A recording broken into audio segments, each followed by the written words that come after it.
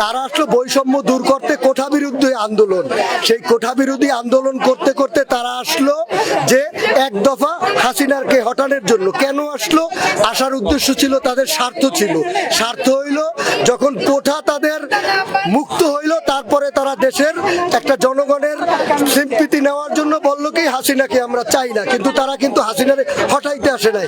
এই 17 বছর বিএনপি রাজপথে থেকে আন্দোলন করছে, সংগ্রাম করছে, খুন হয়েছে, খুন হয়েছে।